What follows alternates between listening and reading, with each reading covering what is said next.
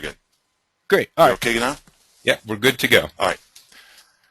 All right. So they see my address to my blog To the and blog. my email Yep. address. Exactly. You're set. Very good. Okay. Thanks. Moving right along. Now, while this is really this webinar is really customized for school leaders. Now, when we talk about school leaders, we mean principals, assistant principals, teacher leaders, department heads, anybody in a leadership position throughout the school, certainly relevant to classroom teachers, but really specifically customized for what school leaders need to know about the Common Core state standards. Now, we have one major change that we're already have been encountering, and that's the state assessments. Right behind them is another tsunami or wave that we know as the Common Core state standards. And I like to refer to them as a second order change. What do we mean by that? Well, first order change is really a logical extension of past practices and current things that we're doing. To make those kinds of first order changes, we really just need to make some incremental improvements, do some things better, maybe increase the frequency of what we're doing. They also can be implemented with the current knowledge and skills, the skills and knowledge we already have. On the other hand, Common Core standards represent a second order change that imply a fundamental or significant break with past practices. They're dramatically different than our current practices in a lot of ways, and they're going to require new knowledge and skills for us to be able to implement. Refer back to that. That's going to require not only changes in our behaviors, but changes in attitudes, belief, expectations, and mindsets. Now, the Common Core state standards represent a shift in our focus, a shift from a focus on high school graduation to a focus on college and career readiness. So the assessments, instead of assessing high school completion, those assessments are really going to be determining the readiness level of our students for college and careers. Questions I get when I talk about Common Core state standards around the country are, why are we doing this now? Particularly when we have so much on our plates already. And I know many of you are out there, you have new teacher evaluation system, new principal evaluation systems. Many of you are still focusing on making AYP. So this is something that we need to let you know that's coming on the horizon that will necessitate some significant changes in the way we practice and conduct our schools. So big changes ahead. Now, why are we doing this? National Governors Association published this year a publication called Complete to Compete. And what they showed was in one decade, we went from second most college graduates to 15th internationally in terms of the percentage of college graduates. It wasn't that we declined, it was that a number of other countries dramatically improved college completion rates. Problem is that 2/3 of all new jobs will require post-secondary education and training. Yet, we only have a 50% graduation rate from 2- and 4-year colleges. To further illustrate what we're talking about is that there's been a big change in the types of jobs and that require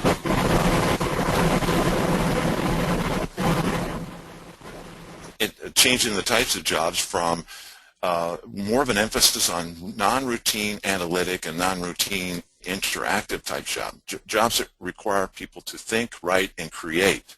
So there's been a dramatic increase, while the routine manual and non-routine manual type jobs have decreased significantly in numbers. Another way to illustrate this is that we currently have about approximately a 9.5% unemployment rate, yet there are 3.5 million jobs unfilled right now because we don't have people qualified to fill those jobs. So we have a choice. We're going to either be importing jobs or we're going to be exporting them. The reality is that in a knowledge economy, the nation with the best educated population will have the highest standard of living. Certainly, we want to have the highest standard of living. So from an economic standpoint, we need to increase the number of college and career-ready students. And when I think of college, the Common Core state standards, instead of thinking about a test, I now think about college and career readiness. And I think that's the best way to think about it. The other side of the aisle is we have a moral and ethical responsibility to provide every student with the chance to live the American dream. The reality is that an 18-year-old who is not college and career ready today has effectively been sentenced to a lifetime of marginal employment and second-class citizenship. So we need to provide that opportunity for them. How are we doing? When we look at the ACT study of 8th graders across the country, a large number of them, only 20% were found to be on target to be college and career ready. Looking at high school graduates, 24%, or the other way of looking at it, 76% of our high school graduates were not adequately prepared academically for first-year college courses. Let's look at this another way. Of 100 graduates, of all graduates, 28.3% took an AP course last year, an advanced placement course. Only 16.9, approximately 17 out of every 100 graduates passed one of those tests. Now, we think, based on what we found known in our discussions, that the new assessments tied to these standards are going to look a lot like IB, International Baccalaureate assessments, and AP assessments. Certainly the text complexity is going to be at that level. Given that, we can project out right now, and looking at our NAEP scores, we can also project out what that pass rate is going to look like. That's why we're concerned. The reality is we've been getting kids eligible for college but not ready. So eligibility does not equal readiness. Out of every 10 students who start 9th grade this year, only 2 will graduate from a 2 or 4-year college. We need to improve that. I call that the 20% solution. In fact, the answer to every one of these statements is 20%. How many are on target for college? 20%. How many pass AP or IB exams? Right around 20%. How many are prepared for the military? Around 20%. How many students are prepared to do the writing required in college? About 20%. How many will graduate? About 100 graduates, only 20 will graduate. We have to do for the other 80% what we have been doing for the 20%. That's our challenge. The Common Core standards have been adopted by 47 states. Montana adopted the standards last week. They became the 47th. Actually, 46 states in the District of Columbia. Only Alaska, Texas, Nebraska, and Virginia have not yet adopted. Some background. These are state-led. This is a state-led initiative with the National Governors Association and the Council of Chief State School Officers, so state superintendents, leaders in their states. And they built these standards on the foundation learned through their own state assessments. Those standards were released in June of 2010, and they released the English Language Arts and Math standards to be released in the future, science, social studies, and in the distant future, technical subjects. We don't have much information at this point on that. There are 2 consortia of states, groups of states, that have joined together to develop the assessments for the Common Core state standards. PARC and the Smarter Balance Consortia. Here you can see on the map the states that belong to the Smarter Balance Consortium. You'll see that some states belong to both or are part of both consortia. They're going to have to make a decision in the near future which one they're going to join. Here's the Partnership for Assessment of Readiness in College Careers. That's PARC, and you can see the states that are participating in that assessment consortia. Now, here's PARC's timeline, very similar to the Smarter Balance timeline. As I said, they released the standards in the fall of 2011. By this time next year, they will have model instructional units released. In another year, the fall of 2 years out, fall of 2013, there'll be full-scale testing of pilot assessments. And in 2014, full administration of the assessments begin.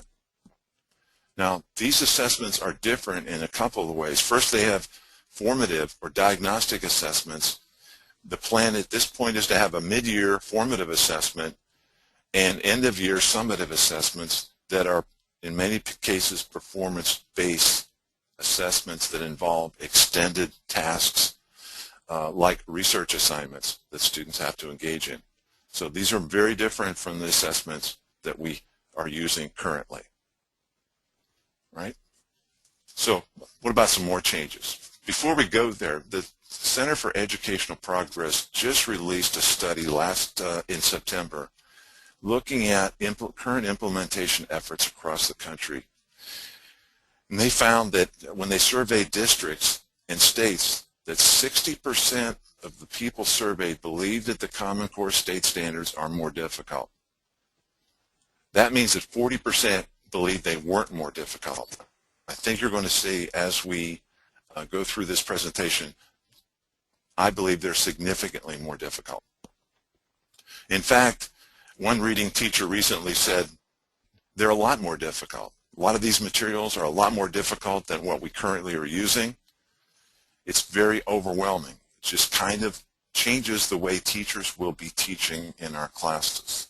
And when we look through that today, you're going to see that I think that is the case. Now, there's a shift that's going on in terms of an increase of rigor. So they're going to be more difficult, but that increase is going to shift down through the grades. So for example, and we'll refer to this later, 8th grade math is going to include much more algebra than previously. Corresponding with that increase in rigor and push down through the grades is an increase in expectations of equity, and that not only will students have access to high quality, high expectations, but they're going to do better. They're going to succeed. One of the concerns that we have is, and secondary particularly should be concerned about this, is that there's no rollout. They'll administer the high school exams and the middle school exams in the same years at the same timeline that they're going to implement the elementary exams. That means your students will take those exams with under the expectation that they have had 6, 7, 8, 9, 10 years of instruction to prepare them to take that assessment. We all know that won't be the case. The other thing is we're concerned that principals and school leaders aren't being included in the implementation. They're being educated about the standards, but it's a lot more than just the standards themselves. And we know that with a level 2 type of change, that principals have to be involved because they're the cork in the bottle when it comes to their school. Now, our outcomes of the Common Core state assessments are readiness of all students for college and careers, no later than high school. So we want all students to be a vision of a literate student in the 21st century. So the questions related to 21st century skills should be answered by the Common Core state assessments standards. These are, as I mentioned, the next generation of the standards. They're aligned to college and work expectations. They're more rigorous. Their content is more rigorous. They're more dependent on higher order thinking skills, and much more emphasis on application of private learning knowledge in a unique real-world situation. Some of you are familiar with the ICLE's rigor relevance framework. One of the things we try to move schools from what we call acquisition lessons, where students are engaging in lower order thinking skills, where they know it and comprehend it and remember it, to more of a real world situation where we use higher order thinking skills like analysis, synthesis, evaluation, applied to real world situations. These are internationally benchmarked and aligned to international curricula like NAEP, and they're researched and evidence-based. Another strength is that they're going to prepare our students to be college and career ready. One of the good things about the Common Core state standards is there are fewer of them, and they're clear, so those are benefits for us. They draw on the collective experience of the 47 states currently signed on and minimize duplication of effort among states. For example, one state has spent, since the inception of their standards, about $250 million on their own standards. Hopefully that can be spread across the states to get more bang for the buck, so to speak. They encourage collaboration and economies of scale, and rather than have duplication of professional development, more focused professional development. One example of this would be the James B. Hunt Institute's website and their very strong YouTube presence where they have a number of videos available for schools, teachers, and school leaders that explain the standards, that drill down into some of the intricacies of the standards. The Common Core standards also have a website where there are materials and resources available. Another strength is in our mobile population is to provide the same set of expectations for all students regardless of their zip code. So the students move around, move from school to school, they'll have the same set of expectations.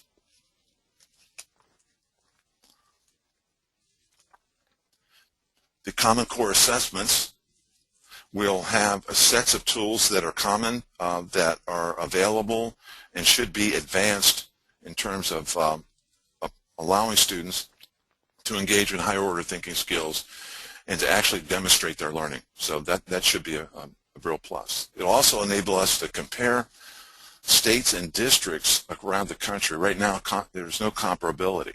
We have 50 different sets of standards, 50 different assessments, and even within states, there's some dramatic differences. So just to review, we're going to have fewer standards. They're going to be higher, a broader set of expectations that go through the grade levels. They'll be consistent across content areas and align with college and workforce training expectations. In addition, the assessments will be more frequent. There will be formative and summative assessments, and they're going to be technology dependent. Those of us, and I'm one of those, who have worked in states that have all their assessments online won't have any problem here.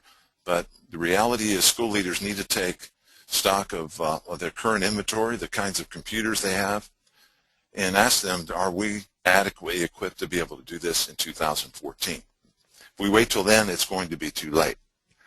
We're going to need to look at professional development needs for our teachers in terms of the technology and how we're going to leverage the technology we have to spread it throughout the school. So it may be unrealistic for every student to have their own computer, his or her own computer, but we're going to have to figure out a way to leverage the computers we do have to enable those assessments to take place.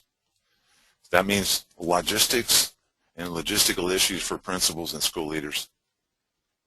Another key characteristic is that there's a staircase through the grades of increasing complexity so that one grade is related to another.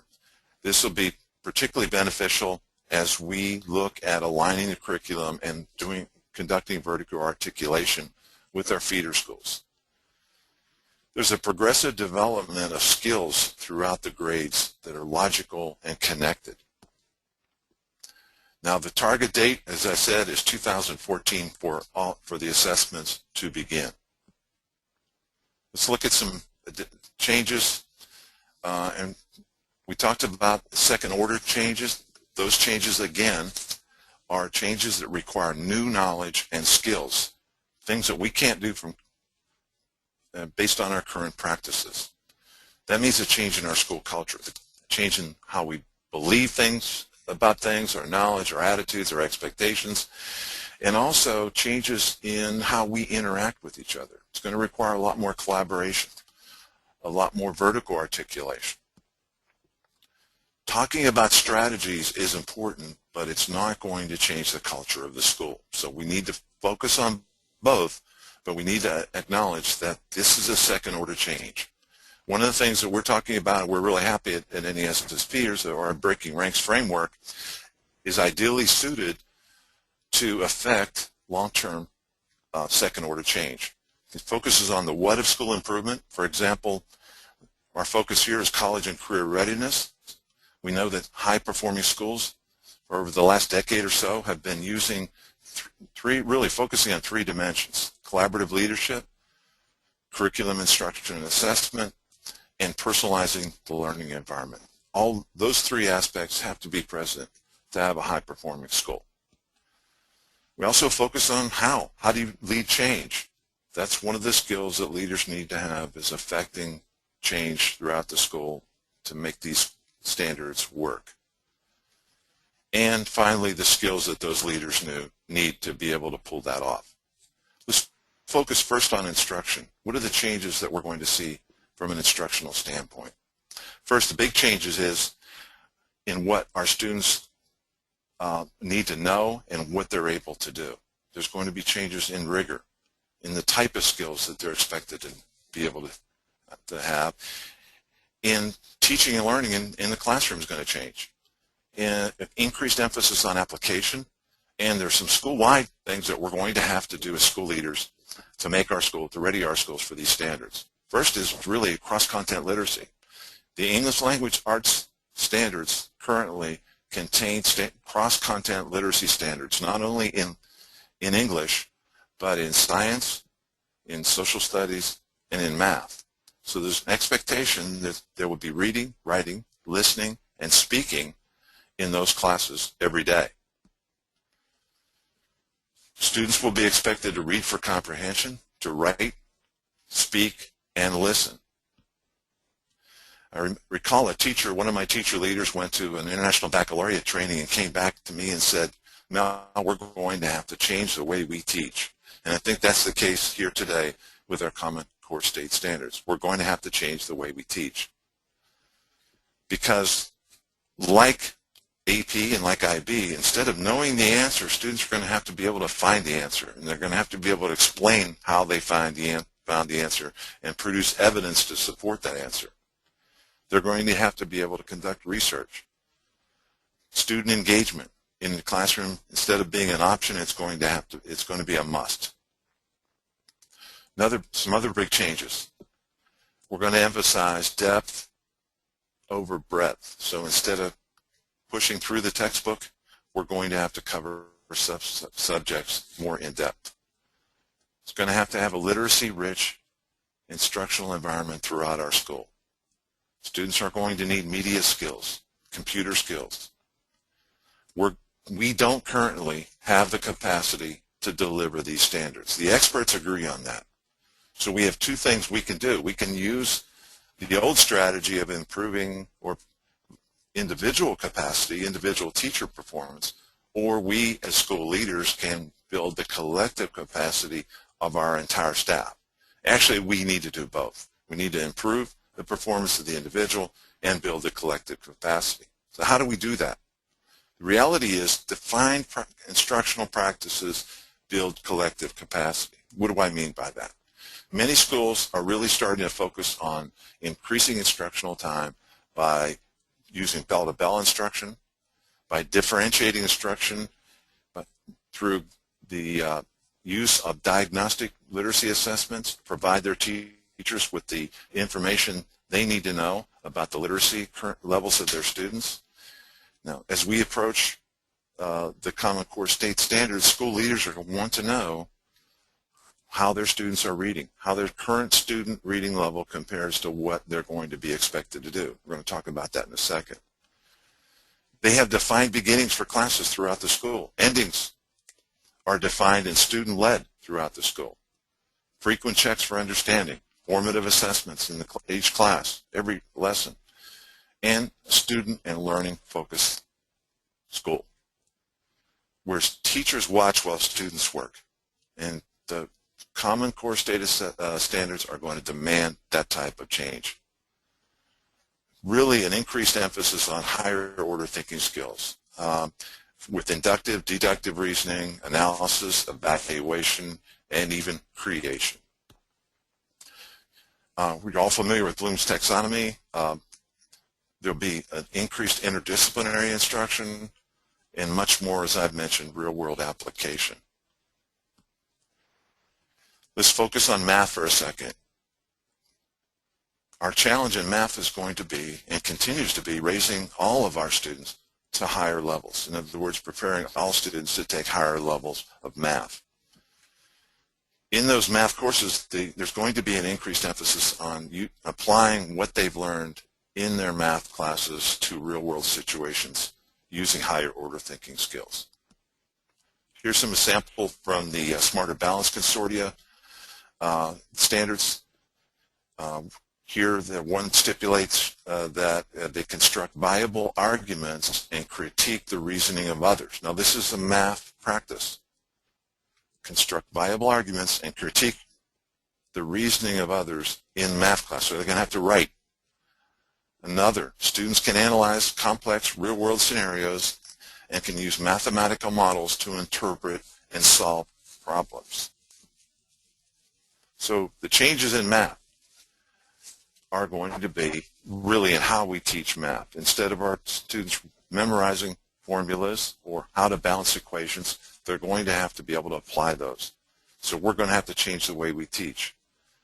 Students are going to have to be able to write and explain how they arrived at their answer. So International Baccalaureate teachers are familiar with that, so they won't have any problem adjusting. They're going to have a conceptual understanding of math principles and be able to apply those to real-world tasks.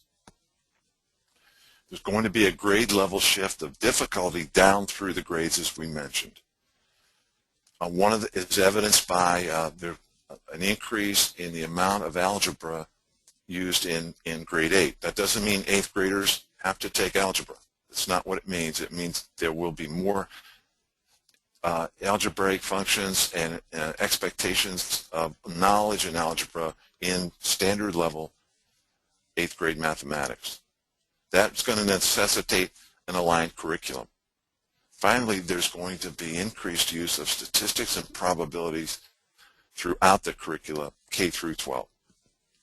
Finally, students are going to have to not only be able to write it, but speak and explain how they arrived at their answer and produce evidence. Some states that are using integrated math approaches, one I can think of that is starting this conversation that uses an integrated math approach, the state of Georgia. They're having to rethink their approach because of the way the sequence math course curriculum in the Common Core State Standards is Algebra 1, Geometry, Algebra 2. So that's going to be a change for some school leaders. More math changes, as I mentioned, application of skills and concepts to everyday life in unique situations. Here's a sample math problem. Now, it's going to be difficult for you to read this, but this is a gas heating bill that students have to analyze. And one of the things that they have to do is write an explanation that explains how they save money using insulation and sealing. And they have to write in it how they identified circumstances under which the person's gas bill would have been at least 10% less than a previous year's gas bill. So they're going to have to write an explanation of that. Here's a sample on part of that same math question. They're going to have to create a short pamphlet for gas company customers to guide them in making decisions about increased energy efficiency of their home. So these are types of tasks that I don't think are going on in the standard math classes across the country. So a big change there. Let's move on to English language arts. First, it's not just about reading for comprehension or writing, but there's going to be changes in terms of a shift from narrative or literary text to informational text. Some states have already made that shift in terms of their state assessments. One state that I'm particularly familiar with 10 years ago started with 100% narrative or fictional text and switched to 100% informational text. We see the shift really being about, by the time students complete high school, about 70% will be informational, 30% narrative.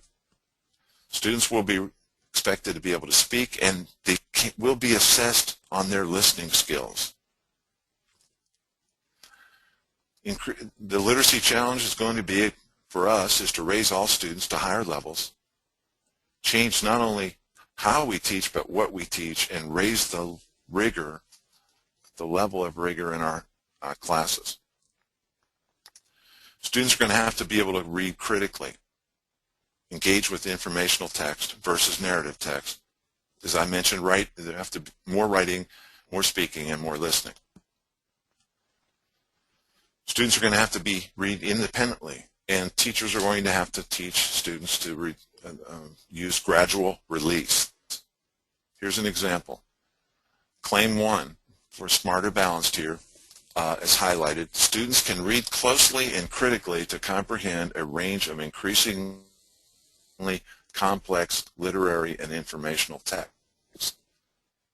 Students can produce effective writing for a range of purposes and audiences. On the Common Core State Standards Habits of Mind, they said students will be able to comprehend as well as critique, and they value and must produce evidence to support their arguments. So here are the changes, not only in what we teach, but how we teach it.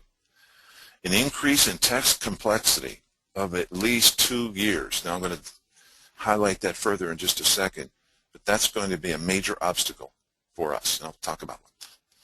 If we're increasing the text complexity by at least 2 years, what does that mean in our textbooks? That means that our textbooks won't be the primary source providing the type of text our students need to be able to read in order to succeed on these assessments. A literacy-enriched environment means reading, it means writing, it means speaking, and listening. Keep emphasizing that. Students are going to have to be able to read like a detective and write like an investigative reporter.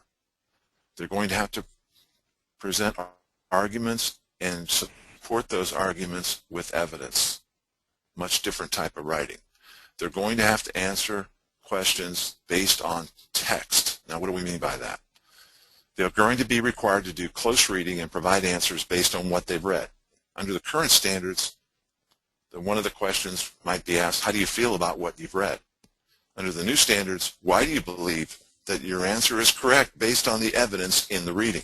So you're going to have to supply evidence. An increased emphasis on academic vocabulary as opposed to content-specific vocabulary. So we're going to have to teach literacy school-wide and emphasize the academic vocabulary in every one of our classes. Students must be able to read closely and critically. Now, what do we mean by that? Well, they have to be able to annotate the text, highlight the text, take notes. The writing, keep in mind that writing gets our students to college. Reading gets us critically important. And I know that most school leaders I know say they could do a lot more writing in their schools than they're currently doing. So that's a big change for us. The type of writing is going to change from a more narrative to a more persuasive type of writing that presents an argument, that includes claims, evidence, that evidences of logic in the student, critical thinking, and multiple viewpoints. Students are going to have to be able to express multiple viewpoints in their writing, and for younger students that may be more of a challenge. In speaking and listening, students are going to have to demonstrate that they can communicate effectively. They're going to have mastery of the conventions of standard English, including the acquisition of a wide range of vocabulary, and be able to address in the context of other strands. So they're going to have to be able to use that vocabulary in math, social studies, science, and English. Here's a sample ELA question, English Language Arts. This is from Lincoln's second inaugural address. I'm not going to read the paragraph here, but that's the source. Students are going to be required to read that and then analyze how Abraham Lincoln, in his second inaugural address, unfolds his examination of the ideas that led to the Civil War, paying particular attention to the order in which the points are made, how Lincoln introduces and develops his points, and the connections that are drawn between them. One of the things that school leaders will need to have is a basic understanding of lexile. Now, a lexile is an indicator of, it's an assessment of text that looks at the words and sentence structure. So commonly used words in short sentences would have a low lexile level. Infrequently or unusual words used in long sentences would have a high lexile level. You can find out more about lexiles by going to lexile.com, and they'll supply you a lot of information for you. But what the advantages for us as school leaders is that the lexile level of the student, if we know that, can tell us how much comprehension they'll have or be expected to have based on the text that we need them to read. So we can tell from a student's lexile level, predict their level of comprehension based on if we know the lexile level of the text that they're reading. And then we can tie that lexile levels into the 16 identified occupational levels. This chart is from the English Language Arts Common Core Appendix A, page 8. It shows the old lexile ranges compared to the new lexile. Now, I'm not going to go through and explain each one of these, but I'll show you how this breaks out. This graph shows the old lexile compared to the new. Now, what does that really mean? Well, it means that our old college level expectations are now high school expectations. Our high school expectations are now 8th grade expectations, and 8th grade expectations are now moved to 5th grade, and our targets for 5th grade are now moved to 3rd grade. So what that represents is a minimum of 2 years of growth or increase in text complexity, even in a school that already has a comprehensive school-wide literacy initiative in place. All right. In addition to, as we've talked before, there is a writing component on top of that. Now that red line represents the average lexile level of current high school textbooks, about 1,100 lexile. That block there represents current level of SAT, ACT, and AP assessments. And that line represents the expectations for college level reading. Now that blue line that we just pointed to now becomes our high school expectation. So that's a 200 lexile difference. Now, one of the questions that people often ask me is, what's the difference between college and workplace or college and career readiness? Essentially, there's no difference. Here are the level of college textbooks, the requirements for personal use, reading, and the reading requirements for entry-level occupations. You can see that the technology has driven up complexity of the text, which has driven up the reading requirements for most entry-level occupations and for personal use. So really, post-secondary education and training is synonymous with college and career readiness. This looks at the changes in text complexity from middle school to college. That's the current college reading expectation. That's 1,300 lexile. That's the level at which students need to function to succeed on the Common Core State Standard assessments. Our current level at high school of our textbooks is about 1,100. To let you know, most state assessments are significantly below that level. So that would be at the high end. Only a few state assessments are indexed at that high level. This line, the pink line, represents the old 8th grade target. So what you can see is that there's a significant difference between about 200 lexiles between the old middle school target and the high school textbook target, and a more significant increase between that and the lexiles required to read on a college level. that are going to be required with the new state standards. Now, as a personal anecdote, when we did our first diagnostic assessment school-wide, we had a number of students who were reading below an 800 Lexile level, below that green line, which meant that they had a difficult time reading their textbooks that were at 1100 Lexile. Project on in the future those same students trying to read all the way up here at 1300. That's our challenge. Now let's look at what kind of leadership, what kinds of collaboration are going to take place school-wide to pull this off. First, we're going to have to work on the beliefs, mindsets, and expectations of our staff. We have to believe that work and effort create ability, that the harder students work, the better they're going to do. So we're going to need to increase instructional time. We're going to have a vision about what we want students to know and be able to do. And as school leaders, we're going to have to focus our staff. We have to simplify, amplify, and clarify what we're doing. We can't do 14 things well. We have to focus on what it is we need to do and do those things extremely well. We're going to have to work on alignment. That means working with our feeder schools, starting conversations, and also working to eliminate tracking, because there's common core state standards mean just that, common core state standards. They're not some standards for some kids and other standards for other kids. So tracking won't work in the 21st century. We're going to have to be concerned about implementation and throughout our school and distributing teacher leadership. This is something we can't do by ourselves.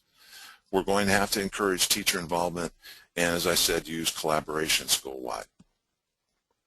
This is going to take time to do it. It's going to take years to pull this off. It's going to take teams of teachers working together collaboratively.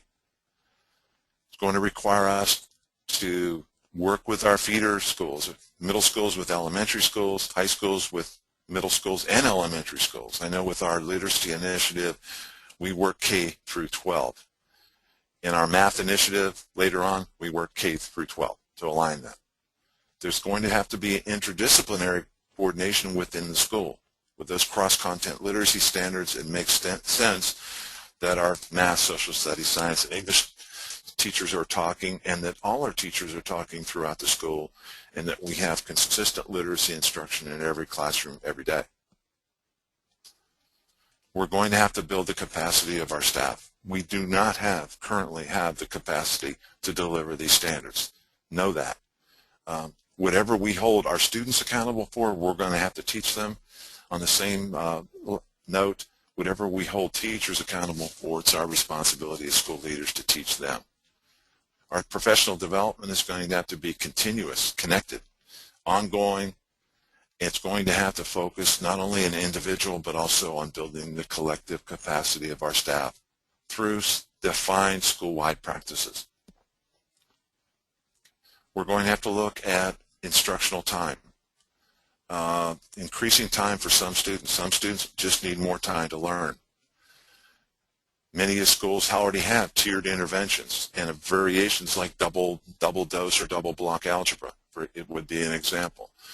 Where some students in some schools have reading classes in addition to their English classes. Those would be examples. We're going to have to take stock of our technology and really think about, are we ready to take online assessments throughout with every student in our school? Now, one of the advantages of these online assessments that I learned was that it certainly minimizes security issues. We're going to have to improve relationships, and that means teacher-teacher relationships, administrator-teacher relationships, student-to-student relationships, and connecting students to their learning. Engagement is going to be critical. Students need to know that what they're learning is relevant and meaningful to their everyday lives. We already used the example of the rigor relevance framework. Students working with other students to improve their communication and listening skills. in cooperative learning and collaborative pairs, and project-based learning. Connecting students through to their learning, not through what we used to call learning styles, but through the universal design for learning. And what we mean by that means that there are multiple means and representations of ways that students can access and express information. In other words, they take in information through, they read it, they hear it, they see it, they do it, and multiple ways of expressing their learning. They can speak it, they can write it, they can demonstrate it. So the impact of these standards is going to be much more on application, skill and concepts to everyday life in unique situations. So let's sum this up. Here's some takeaways. First, there's going to be a dramatic culture shift in our school. We can't do what these standards are calling for with the current knowledge and skills that we have. We're going to have to do things differently. As evidenced by school-wide literacy initiative would be one example. Vertical articulation with our feeder schools would be another example. We're going to have to change the way we teach from giving students information to having students think and give us back arguments with evidence.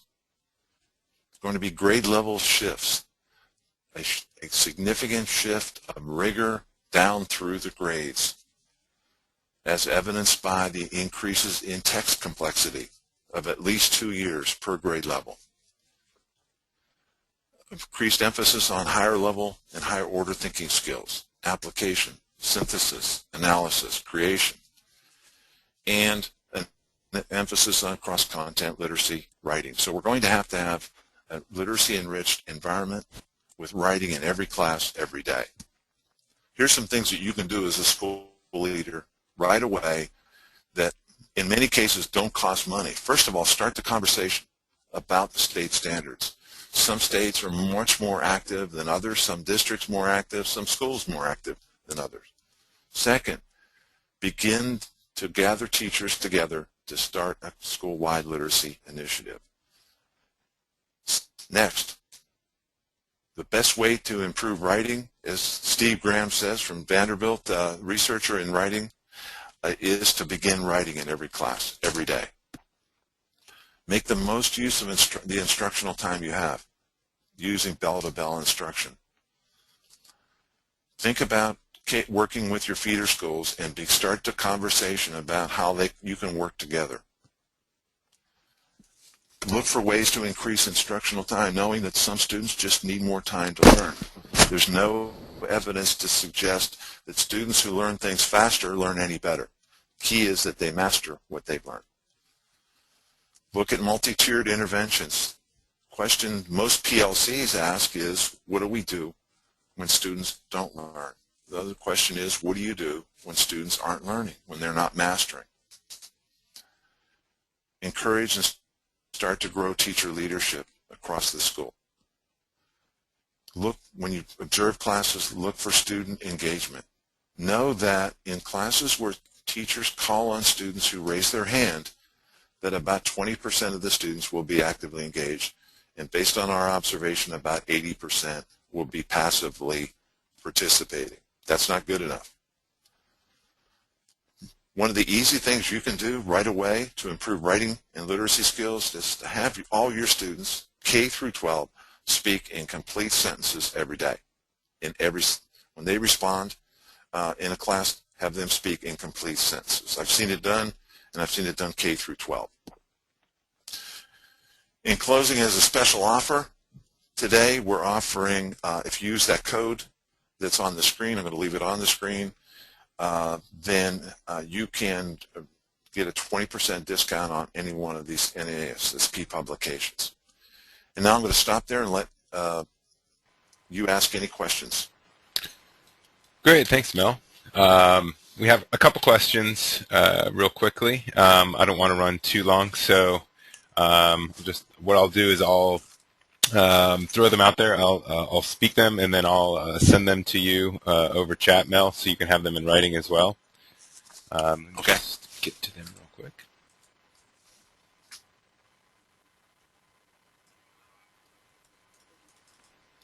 Okay. What do we think the performance-based assessments will look like, and who will assess PBA work? Well, we haven't seen any of the real assessments. I've only had conversations and seen some examples. For example, students may be asked to listen to a passage and then write a response. There may be a research component where students are required to go onto the internet and do search for sources and provide a research-based answer to the response to a question. That's again we've only seen a few samples out there of what might be, and a common question everybody wants to see what these assessments are going to look like, so they know how to gauge their instruction.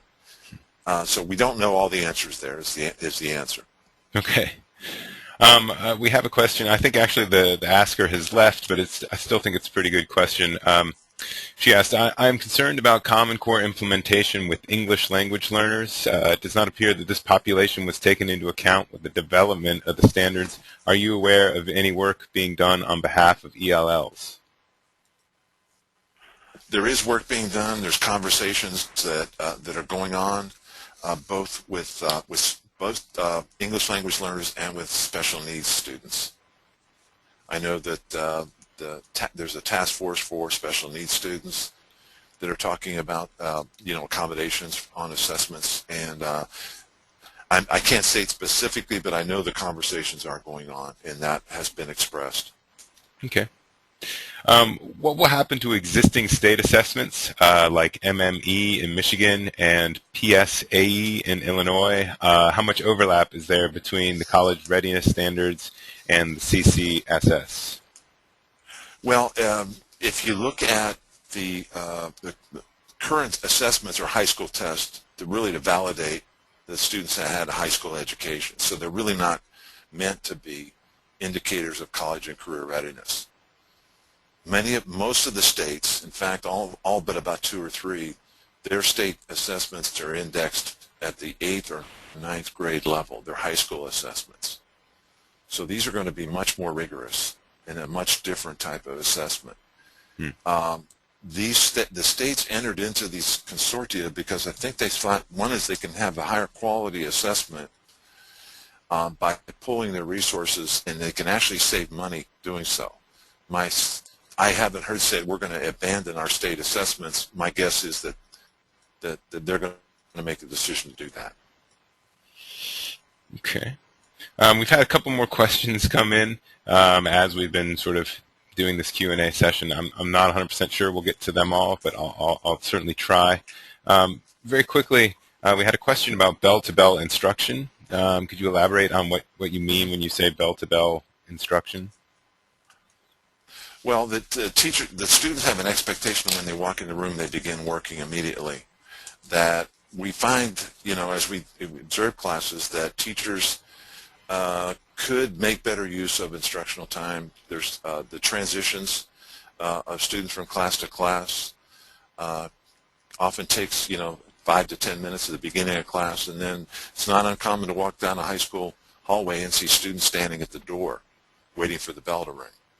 Those would be examples of how we would address it. We would expect at the end of class, for example, to see students engage in some type of formative assessment, either a discussion, some type of quiz, ticket out the door, parking lot, Mrs. Potter's questions, some activity like that. At the beginning of class, we would expect students to begin with a do now activity, as some call it, or a bell work activity, where students know that when they walk in the room, they begin working. So we maximize use of the instructional time. Interesting. And we also had a request to please explain gradual release in ELA instruction.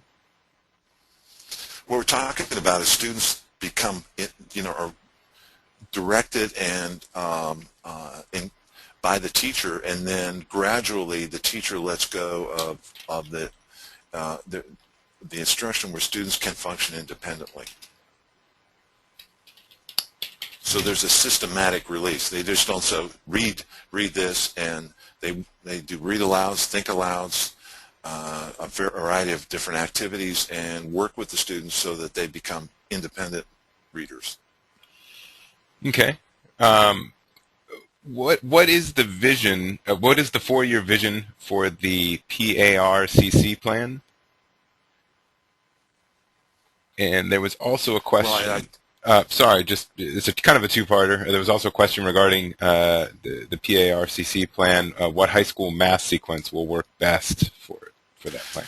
Well, right now, as I said, Georgia, for example, there was an article in the Atlanta Constitution about a week ago talking about Georgia and the Georgia State Superintendent talking about going away from integrated math to more of what we call a traditional math sequence of Algebra 1, Geometry, Algebra 2 sequence. In terms of Parks, I showed the timeline, and Smarter Balance is similar. I just used Parks as an example, and their assessments are scheduled to begin in 2014. Okay. Does that answer the question? Yeah, I hope so. Well, I'll if it doesn't, we'll have a log of this, and we can you can elaborate on your blog post at principaldifference.org. Let me see, just a couple more. They're still coming in, so I do think we're going to have to address some of these on the blog, you know, or an email. We have time for one more. Sure. We have time for one more. Yeah, one more. There's still probably up to 10 that are still in the queue, but we had a question: is there a ratio of computers to students you would recommend? Well, that's an issue with that. I say we're going to have to be thinking about. In other words, I personally had to work in a school that made a transition from 100% paper to 100% online assessments.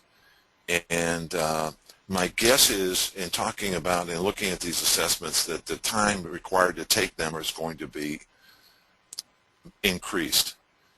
So right now, what I would be doing is inventorying my hardware, looking at how much I have, and just thinking about how we could use our labs, our portable labs, because what we had to do was essentially shut down some of our labs and use those for testing during that testing period.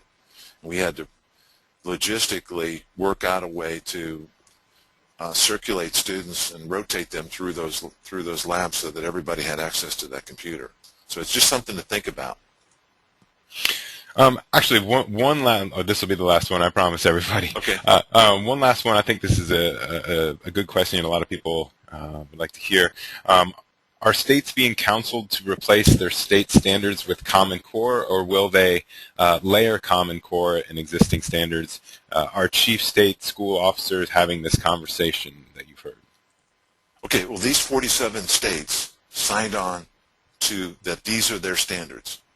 That's what they signed on for. They signed on to the consortia to use those assessments. Now, if you looked at those maps when we post, you'll see that some of the states, for example, Alabama, belongs to both consortia. Pennsylvania belongs to both consortia. They're going to have to make a decision which one they're going to go with, and go with that one. So that's a decision that state's going to have to make.